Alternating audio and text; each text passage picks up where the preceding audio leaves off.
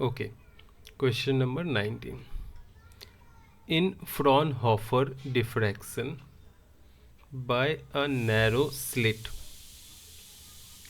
a screen is placed at a distance of 2 meter from the lens to obtain the diffraction pattern.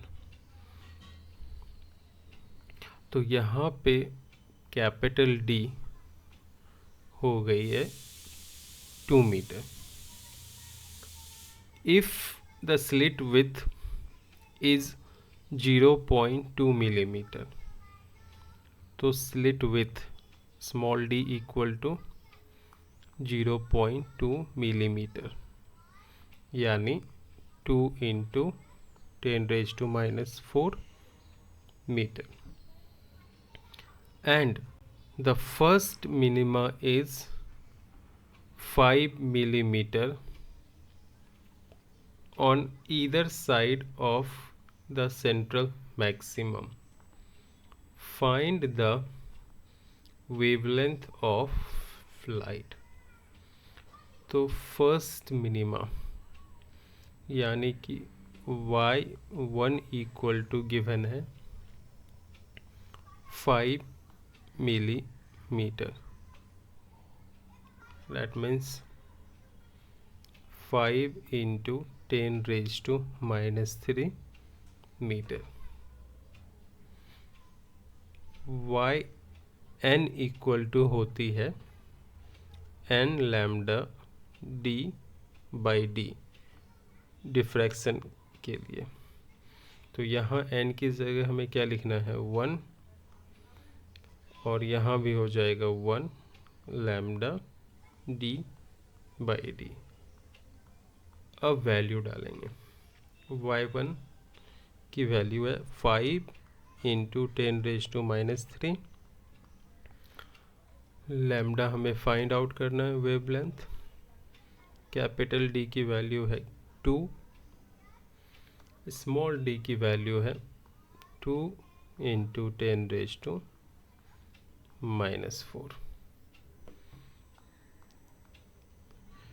तो lambda equal to यहाँ से हो जाएगी 5 into 10 raise to minus 3 into 2 into 10 raise to minus 4 upon 2.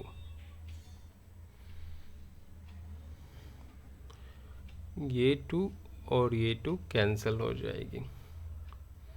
तो ये हो गई 5 into 10 raise to minus 7. इसी को हम लिख सकते हैं 5000 इंटू 10 रेज टू माइनस 10 और 5000 मीटर, और यही हो जाएगी 5000 एंगस्ट्रम. ये मीटर में है. तो आंसर 5000 एंगस्ट्रम आ गया, जो कि ये है.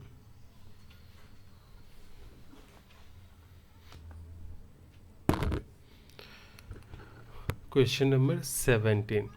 देखो क्या कह रहा है. Unpolarised light with intensity I not is incident on 2 Polaroids. तो 2 पोलरॉइड्स है. मान लो इस तरह से मैं बना देता हूँ पोलरॉइड्स. एक यहाँ, ओके, और एक अनपोलराइज्ड लाइट की सोर्स है. मान लो सनलाइट है. Clear. The axis of the first Polaroids makes an angle of 50 degree with vertical. तो पहली जो पोलरॉइड है इसको इस किस ओरिएंटेशंस में रखेंगे?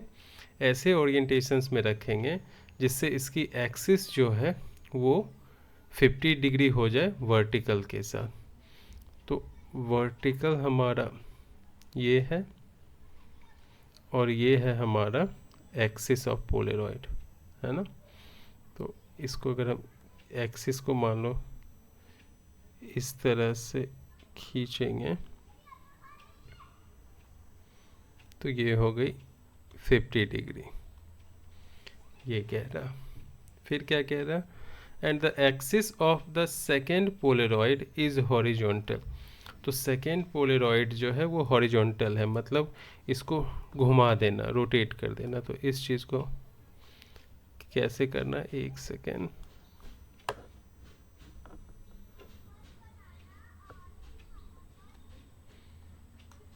इसको हम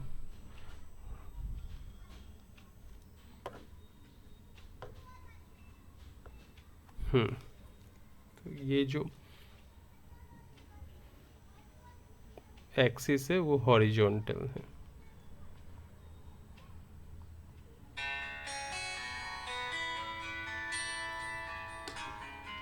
एक मिनट। तो अब ये जो हो गई है हॉरिजॉन्टल हो गई है axis of polarisations, correct, second polariser की, सेकेंड पोलरॉइड्स की। ओके, तो इन दोनों एक्सिस के बीच में कितनी एंगल बनेगी, देखो अगर मैं इसको पीछे खींच दूं ऐसे, तो ये टोटल एंगल 90 हो गई, ये 50 है ये वाली पार्ट, तो बची हुई ये पार्ट कितनी हो जाएगी, 40 डिग्री हो जाएगी। मतलब फर्स्ट पोलराइजर और सेकेंड पोलराइजर के बीच में कितनी एंगल बन रही है, 40 डिग्री। क्लियर हो गया। ओके, तो हमें पता है अगर इंटेंसिटी लाइट की आई नॉट फॉल कर रही है फर्स्ट पोलराइजर के ऊपर, चाहे एंगल कुछ भी हो जाए, ठीक है, तो जो लाइट यहाँ से निकलेगी वो क्या होगी, पोलराइज्ड लाइट निकलेगी और उसकी इंटेंसिटी आधी हो जाएगी। क्लियर हो गया। आई नॉट क्या है, intensity of light fall on first Polaroid या पोलराइजर। आई नॉट बाई 2 क्या है, intensity of light after passing through the first Polaroid. Okay, तो यहाँ जो लाइट आई है उसकी इंटेंसिटी क्या हो जाएगी, आई नॉट बाई 2। क्लियर। अब मलूज लॉ का यूज़ करेंगे। वो कहता है जो लाइट की इंटेंसिटी होती है ना, पोलराइजर से पास करने के बाद, वो इनिशियल लाइट और कॉस स्क्वायर जो एंगल होता है दोनों पोलराइजर के बीच में वो, और ये एप्लीकेबल है किसके लिए, इस पोलराइजर के लिए। ठीक है, इस पोलराइजर के ऊपर जो इंटेंसिटी फॉल करेगी वो आई नॉट बाई 2 होगी। ठीक है, तो यहाँ लिखेंगे आई के जगह पे आई नॉट बाई 2, और इस पोलराइजर और इस पोलराइजर के बीच में जो एंगल है वो है 40 डिग्री, तो ये हो जाएगा कॉस स्क्वायर 40 डिग्री, यही होगा आंसर। तो जो लाइट यहाँ से निकलेगी सेकेंड पोलराइजर से, उसकी इंटेंसिटी हो जाएगी I naught cos square 40 degree. Clear हो गया। एक चीज़ हमेशा याद रखना, ये थीटा एंगल है between first and second Polaroid.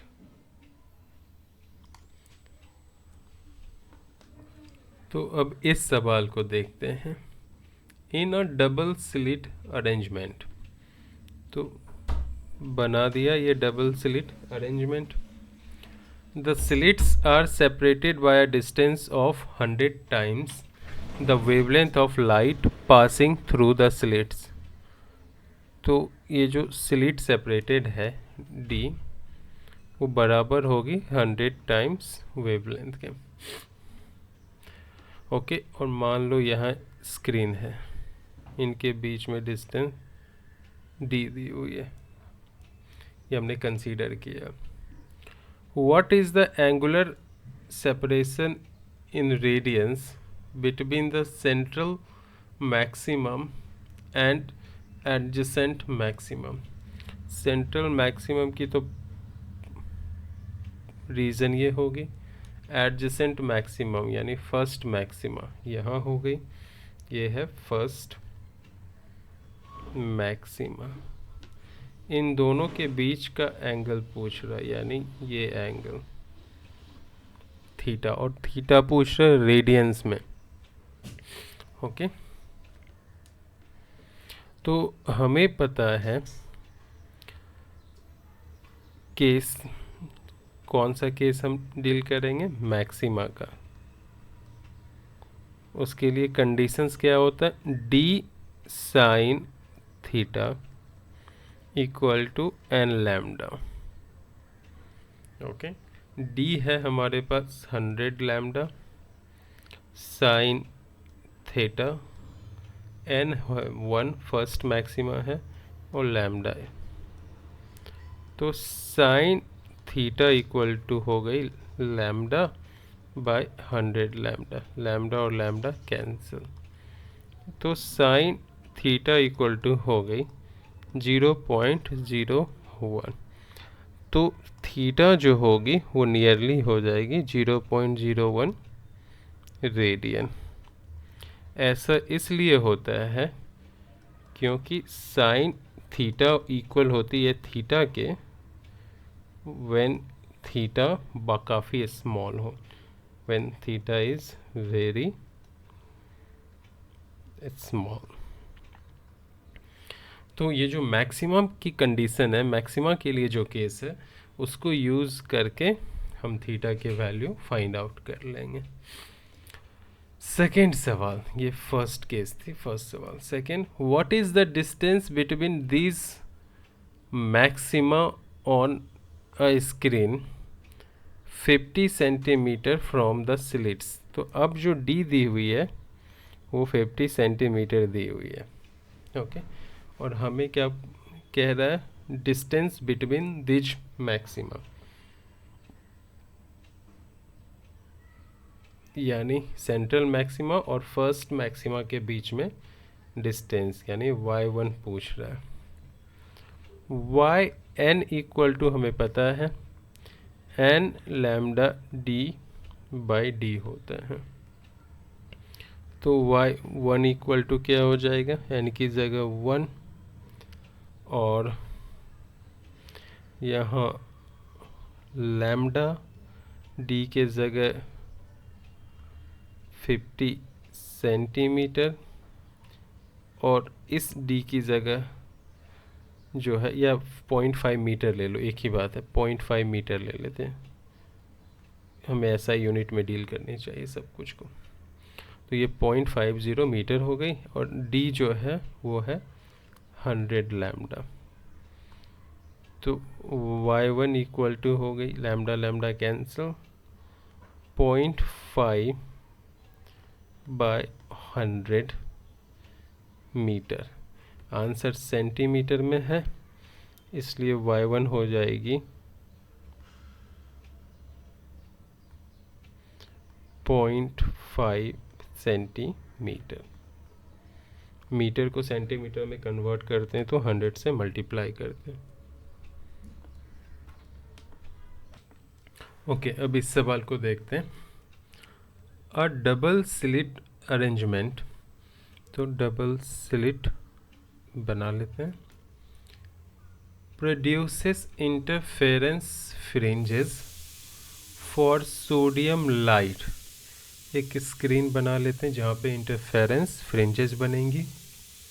For sodium light wavelength, wavelength कितनी दी हुई है, 589 नैनोमीटर, यानी 10⁻⁹ मीटर हो जाएगी, ये हो गई।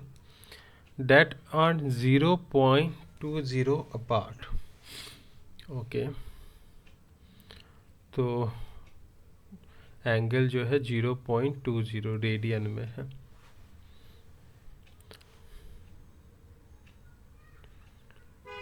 What is the angular fringe separation if the entire arrangement is immersed in water? ठीक है, तो थीटा पहले है हमारा 0.20 डिग्री। ओके, तो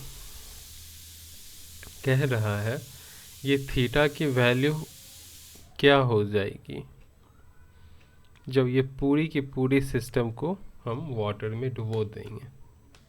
तो इस सवाल को हम पहले करते हैं। देखो, नॉर्मली हमें जो फर्स्ट या मैक्सिमा के लिए जो कंडीशंस है वो क्या थी, d sine theta equal to n lambda थी।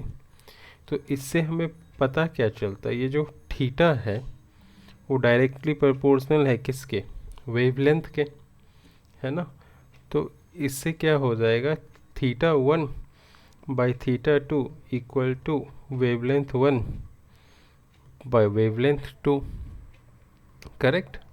तो थीटा 1 हमें दिया हुआ 0.20,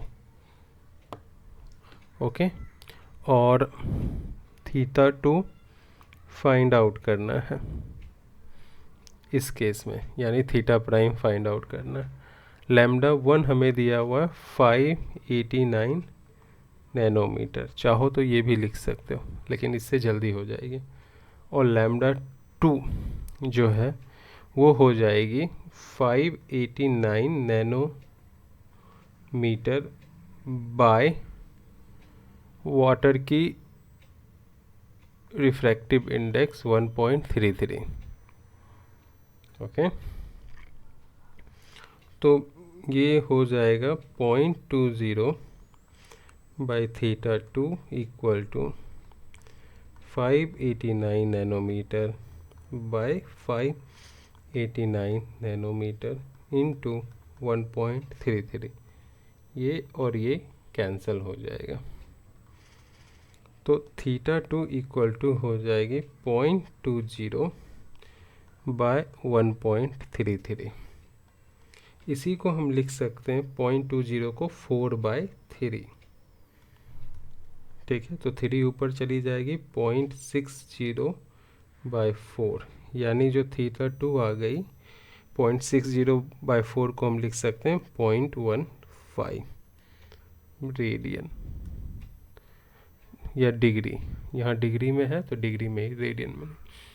तो ये सवाल इस तरह से करोगे तो बहुत जल्दी हो जाएगा, बाकी कुछ सोचने की ज़रूरत नहीं है, ओके। तो आपको यहीं से स्टार्ट करनी है, ठीक है। मैंने यहाँ थीटा इसको 1 लिख देते हैं और इसको 2 कर देते हैं।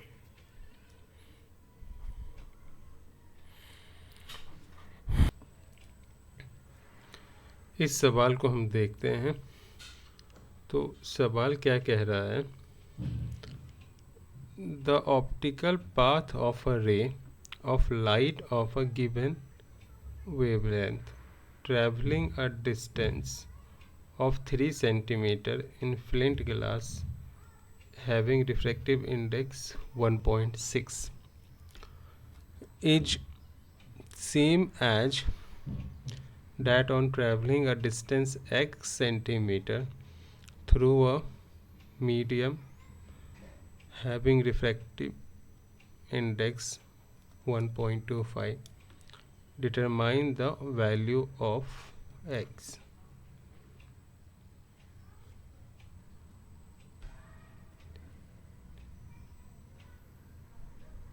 ओके, तो ये तो आराम से हो जाएगी। तो देखो, यहाँ 3 सेंटीमीटर को मल्टीप्लाई आपको करना है, इसकी रिफ्रैक्टिव इंडेक्स जितनी है, यहाँ x को मल्टीप्लाई कर दो 1.25 से, तो ये हो जाएगा 4.8 1.25x। तो x इक्वल टू 4.8 बाय 1.25। तो इसको सॉल्व करेंगे तो ये हो जाएगा 480 और 125।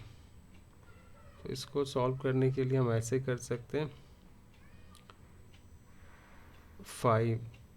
25 से 5 और यह हो जाएगा 4, 4 8 जा 32, 4 4 जा 16, 19। तो ये हो गया 384 बाई 10 दैट इज़ 3.84। 192 बाई 5 को अगर ऊपर नीचे दोनों जगह 2 से मल्टीप्लाई करेंगे तो 384 बाई 10 हो जाएगी। क्लियर? ये हो गई ऑप्टिकल पाथ। ओके, ये होती है पाथ है L1 into μ1 equal to L2 into μ2।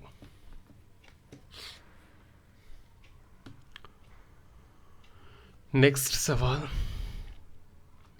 Question number 13 क्या कह रहा है? White light consists of wavelength from 400 nanometre to 700 nanometer. What will be the wavelength range seen when white light is passed through glass of refractive index 1.5i? तो wavelength कम होगी, तो ये वाली कितनी कम हो जाएगी? 400 बाई रिफ्रैक्टिव इंडेक्स 1.55, और ये वाली कितनी कम हो जाएगी? 700 बाई 1.5। तो वेवलेंथ का रेंज हो जाएगा यहाँ से लेके यहाँ तक। ओके, तो 400 बाय नैनोमीटर लिख देते हैं, इसको भी नैनोमीटर, 1.55 कितनी हो जाएगी? ऑलमोस्ट इतनी ही होगी। ठीक है, अगर 2 होती तो 200 होती, 1.55 है तो 200 से ज़्यादा होगी और 300 से कम होगी। तो 258.1 से लेके 456.6 नैनोमीटर तक। ओके, एक चीज़ याद रखना, जब भी रिफ्रैक्टिव इंडेक्स मीडियम का चेंज होगा तो वेवलेंथ डिक्रीज होगा। इसको ऐसे समझते हैं कि एक लाइट है यहाँ सन से आ रही है, ठीक है, वैक्यूम में ट्रैवल कर रही है। ठीक है, वैक्यूम की रिफ्रैक्टिव इंडेक्स क्या होती है? 1 होती है। फिर एयर में आ गई, करेक्ट, उसकी भी रिफ्रैक्टिव इंडेक्स नियरली 1 ही होती है। फिर मान लो एक ग्लास लगा हुआ है, कांच, उसकी रिफ्रैक्टिव इंडेक्स 1.5 होती है। या फिर मान लो एयर से वाटर में चली गई, उसकी रिफ्रैक्टिव इंडेक्स 1.33 होती है। या फिर समझो डायमंड में चली गई। क्लियर हुआ? तो वेवलेंथ पे क्या इम्पैक्ट आएगा वो देखते हैं। ठीक है, तो यहाँ वेवलेंथ कुछ भी हो, मान लो यहाँ वेवलेंथ थी 700 नैनोमीटर, करेक्ट, तो एयर में आएगी, वहाँ भी इसकी वेवलेंथ नियरली 700 नैनोमीटर होगी। लेकिन जब ये ग्लास में ट्रैवल करेगी लाइट, तो जब तक ये ग्लास के अंदर है लाइट, इसकी वेवलेंथ होगी 700 बाय 1.5 नैनोमीटर। जब ये वाटर के अंदर है तो 700 बाय 1.33 नैनोमीटर, और डायमंड के अंदर है तो 700 bye 2.4 nanometre.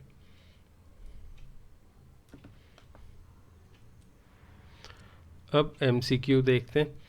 Which of the following phenomenon proves that light is a transverse wave? देखो, लाइट वेव्स होती है, ये चीज़ प्रूफ करती है interference and diffraction, correct. Light transverse wave होती है स्पेसिफिकली, तो वो प्रूफ करती है पोलराइजेशन, तो इसका आंसर होगा polarisation. Second, which property of light does not change when it travels from one medium to another. Velocity change होती है जब लाइट रेयर मीडियम से डेंसर मीडियम में जाती है, तो वेलोसिटी कम हो जाती है और वेवलेंथ कम हो जाती है, करेक्ट। लेकिन फ्रीक्वेंसी नहीं बदलती है। तो फ्रीक्वेंसी एक ऐसी चीज़ है जो जब लाइट एक मीडियम से दूसरे मीडियम में जाएगी तो चेंज नहीं होगी, करेक्ट। तो इसका आंसर क्या हो जाएगा? फ्रीक्वेंसी। वेवलेंथ भी बदलेगी, वेलोसिटी भी बदलेगी, एम्पलीट्यूड भी बदलेगी। Question number 3, when unpolarised light is passed through a polariser, its intensity, हमने सवाल किया हुआ था अभी न्यूमेरिकल में। तो जब अनपोलराइज्ड लाइट पहली बार पोलराइजर से पास करेगी तो उसकी इंटेंसिटी घट के आधी हो जाएगी, ठीक है। अगर मान लो अनपोलराइज्ड लाइट की इंटेंसिटी I0 है, तो पहली बार जब पोलराइजर से पास करेगी तो उसकी इंटेंसिटी I0/2 हो जाएगी। अब अगेन मान लो एक पोलराइजर से पास की, तो उसकी इंटेंसिटी जो होगी वो I0/2 cos स्क्वायर थीटा। यहाँ थीटा एंगल है फर्स्ट पोलराइजर और सेकेंड पोलराइजर के बीच, correct. Third, in Young's double slit experiment, the two coherent sources have different intensities. If the ratio of maximum intensity to the minimum intensity in the interference pattern produces is okay, I max और I min की जो ratio है 25/1 है। What was the ratio of intensities of two source? तो I1/I2 क्या होगी? Clear. तो सवाल ये कह रहा, देखो ये यंग्स डबल स्लिट है और यहाँ स्क्रीन है, इस पॉइंट P पर इससे जो इंटेंसिटी जा रही है वो क्या है? I1, और इस स्लिट से जो इंटेंसिटी जा रही है वो है I2। इसकी रेशियो फाइंड आउट करनी है। गिवन क्या है? इस पॉइंट पर जो रिजल्टेंट मैक्सिमम इंटेंसिटी और जो मिनिमम इंटेंसिटी है उसकी रेशियो 25/1 है, ओके। तो इंटेंसिटी जो होती है ना, वो डायरेक्टली प्रोपोर्शनल होती है स्क्वायर ऑफ एम्पलीट्यूड। तो यहाँ जो एम्पलीट्यूड होगा फर्स्ट लाइट के लिए वो मान लो A होगा, तो I1/I2 बराबर हो जाएगी A²/B² के, यानी A²/B² क्या है? एम्पलीट्यूड का स्क्वायर, है ना। अब I max upon I min को हम लिखते हैं A+B² अपॉन A-B², और ये गिवन है, कितनी गिवन है? 25/1 A+B अपॉन A-B इसका स्क्वायर। दोनों साइड स्क्वायर रूट निकालेंगे तो ये हो जाएगी 5/1, ये हो जाएगी A+B अपॉन A-B। तो फिर इसको सॉल्व करेंगे। 5A + 5B equal to 5A - 5B, 5A - 5B equal to A+B हो गई यहाँ से।